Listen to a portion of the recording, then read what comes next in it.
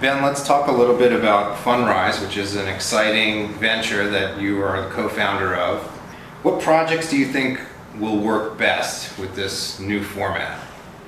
Projects we're seeing that make the most sense are ones where the public are heavily engaged in it. They could be a customer, they could be a shopper, they could be a voter, but it's where their public interest aligns closely with the private development. In the first project on H Street Northeast, 1351 H Street, and in that instance, a lot of the investors, live locally to H Street, live on Capitol Hill, go to the tenant for that building is going to be a joint venture between Eric Bruner Yang from Toki Underground and Will from Dirkle, and a lot of people who love Toki Underground and love Dirkle have been the ones buying the units in the building. Okay. And so I think that there's a high level of affinity between people who love H Street and love that brand, who want to own the piece of the offering. Great.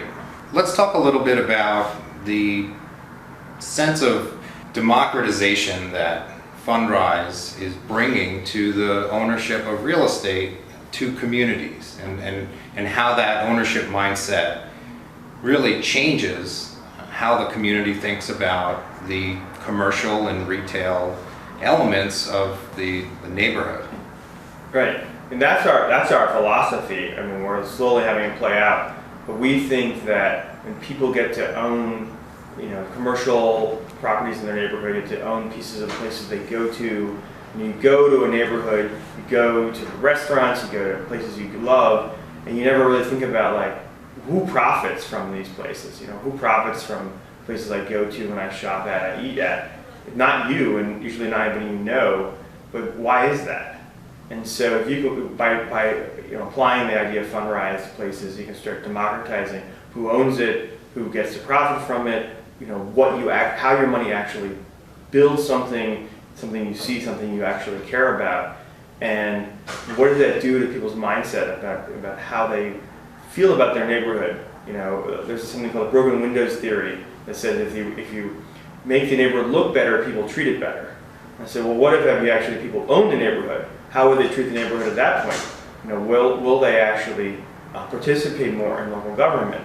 Will they actually show up at a zoning meeting or help with a liquor license, because all of a sudden they're part of it. They're not only going to potentially profit, but they also they have a psychology of ownership, and I think that's very powerful. I agree completely, and when younger folks ask me, how do I get into real estate and how do I rise up as quickly as possible? My answer is you need to invest in that market in every sense of the word.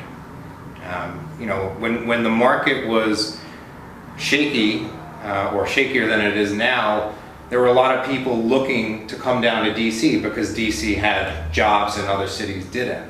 And I think there's a territoriality that we have, and you can just see, well, this guy was working on Wall Street and he lost his job, unfortunately, and he just wants to basically take shelter for a couple of years. And I think every community feels that territoriality. You don't want people just coming in to take and not give.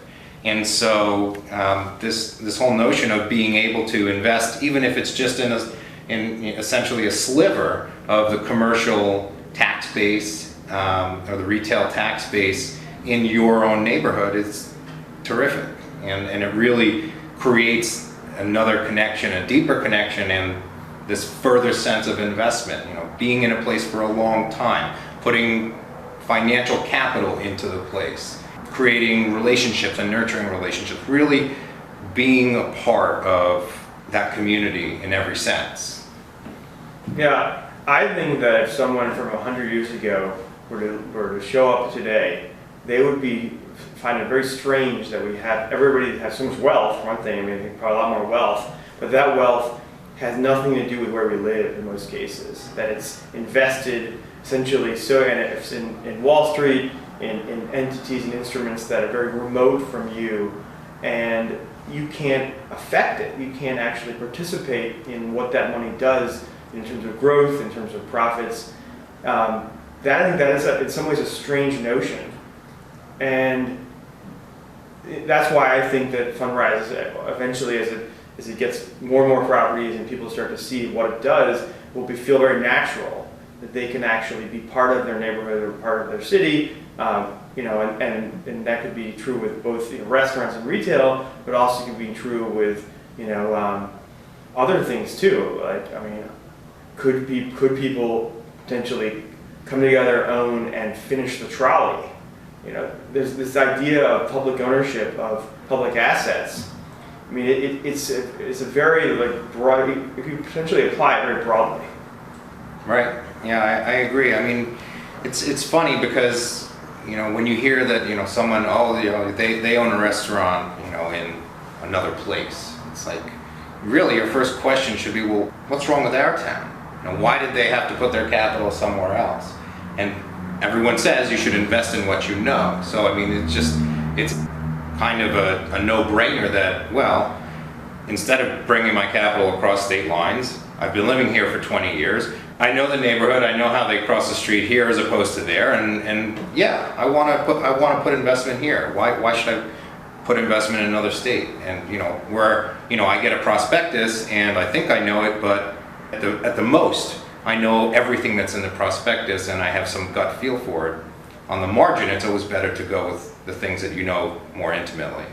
Yeah, I mean, in terms of how restaurants or small private deals, or small private real estate deal raises their money, it's a very inefficient market. People basically raise money through their social network, and that may not be the obvious or most natural person to be the investor. Today you can't actually generally solicit for a private investment. You can't say, hey, I'm going to build something on this corner. Who around this neighborhood, who goes to this corner or lives near here, wants to be part of this investment? That's not possible today. The regs don't allow that. That's going to change over the coming months. And this sort of inefficiency of where capital flows, I think, is going to sort of change in terms of exactly what you're saying. Partly the reason why you invested in that restaurant and not the one near you is you didn't have the ability, you didn't have the knowledge, it didn't come to you. And there's this saying, Peter Lynch has a saying, right, which is invest in what you know. And I've been thinking about like a variation on that, which is like invest in what you can grow. Like if you can't affect that investment, if you can't go there, bring your friends there, or go to the zoning meeting, sure, that's maybe a good investment, but then you're a passive investor. And the idea of being a small-scale active investor, that's a very different way to think about investment. And if you can move the needle in your investment by actually doing stuff that you might do anyways. Right. You can be a local evangelist. And yeah. There's nothing better for a business than having a army of unpaid evangelists. Right. I mean, if you think about it, like the top restaurants in DC, I think the top ones maybe have 500 Yelp reviews. And so far I have 130 some investors in this first property. That's the first one. So you can imagine by property 3, property 5, you might have 500 investors. Well, that's equivalent to 500 500 Yelp reviews, which is more powerful. I mean, the value of 500 local people invested and excited about something, that could be worth a fortune in marketing. Right. The fundamental distinction is 500 patrons versus 500 stakeholders.